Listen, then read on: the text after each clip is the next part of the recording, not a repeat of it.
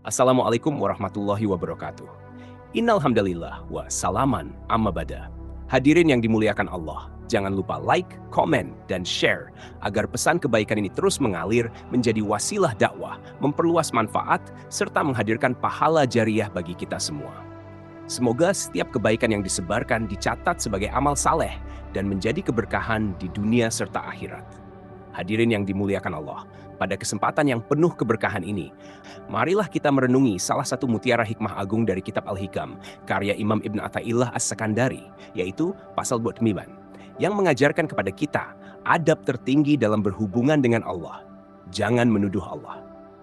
Imam Ibn Athaillah menyampaikan, talabuka minhu ittihamun lahu, wa talabuka lahu ghaibatun minka anhu, wa talabuka lighairihi laqillati haya'aka minhu, wa talabuka min ghairihi liwujudi bu'dika anhu. Hikmah ini sangat halus, sangat dalam, dan sangat relevan dengan kondisi keberagamaan manusia hari ini. Banyak di antara kita rajin berdoa, rajin meminta, rajin mengangkat tangan, tetapi belum tentu benar dalam adab batin kepada Allah. Hadirin yang dimuliakan Allah, Imam Ibn Athaillah menjelaskan bahwa permintaan seorang hamba kepada Allah terbagi dalam 4 bentuk. Dan keempatnya perlu ditimbang dengan timbangan ma'rifat, bukan sekadar dengan timbangan lisan. Pertama, permintaan kepada Allah yang mengandung unsur menuduh Allah, yaitu ketika seseorang meminta karena takut Allah tidak memberi. Seolah-olah di dalam hatinya tersimpan prasangka. Kalau tidak diminta, mungkin Allah lupa. Kalau tidak dipaksa dengan doa, mungkin tidak dikabulkan. Ini bukan doa orang yang mengenal Allah. Ini doa orang yang masih memproyeksikan sifat manusia kepada Tuhan. Padahal Allah berfirman bahwa Dia Maha mengetahui kebutuhan hambanya bahkan sebelum hamba itu berdoa. Jika seorang hamba benar-benar yakin bahwa Allah Maha Pemurah, Maha Pengasih, dan Maha menepati janji, maka doanya bukan lahir dari kecemasan, melainkan dari penghambaan dan kepatuhan. Kedua, permintaan untuk didekatkan kepada Allah yang justru menunjukkan bahwa ia merasa jauh darinya.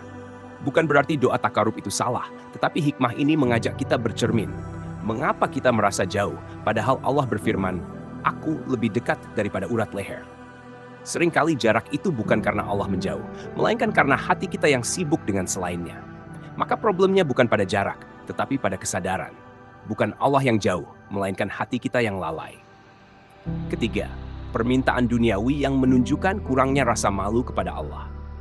Ketika seseorang datang kepada Allah hanya untuk urusan dunia, jabatan, harta, pengaruh, dan kepentingan pribadi, seakan-akan Allah hanyalah alat pemenuh kebutuhan, bukan tujuan penghambaan. Padahal jika rasa malu kepada Allah benar-benar hidup di hati, seorang hamba akan merasa cukup dengan satu permintaan utama, ridha Allah dan kedekatan dengannya. Dunia akan datang sebagai bonus, bukan sebagai pusat doa. Keempat, meminta kepada selain Allah yang menjadi tanda jauhnya hati dari Allah. Sebab jika seseorang benar-benar yakin bahwa Allah dekat dan maha kuasa, niscaya ia tidak akan menggantungkan harapan hakiki kepada makhluk. Boleh berikhtiar, boleh melalui sebab-sebab, tetapi hati tetap bersandar kepada Allah, bukan kepada sebab itu sendiri. Hadirin yang dimuliakan Allah.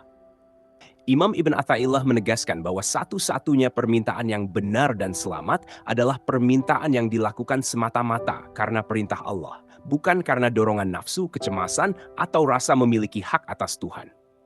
Doa dalam makna ini bukan alat menekan Allah, melainkan bentuk ubudiyah.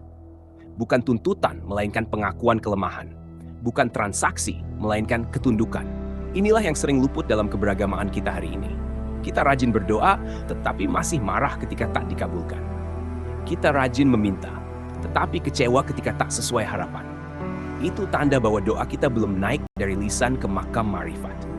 Hadirin yang dimuliakan Allah, Al-Hikam pasal 29 mengajak kita untuk membersihkan niat, memperhalus adab, dan memperdalam pengenalan kepada Allah. Semakin seseorang mengenal Allah, semakin sedikit tuntutannya. Semakin dekat ia kepada Allah, semakin sunyi permintaannya, karena hatinya telah dipenuhi keyakinan bahwa apapun yang Allah pilihkan, itulah yang terbaik. Semoga Allah menjadikan kita hamba-hamba yang tidak menuduhnya, tidak berprasangka buruk kepadanya, tidak menggantungkan hati kepada selainnya, dan tidak kehilangan rasa malu di hadapannya. Semoga doa-doa kita berubah dari sekadar permintaan menjadi penghambaan, dari tuntutan menjadi ketundukan, dan dari kegelisahan menjadi ketenangan. Wallahu a'lam bishawab. Wassalamualaikum warahmatullahi wabarakatuh.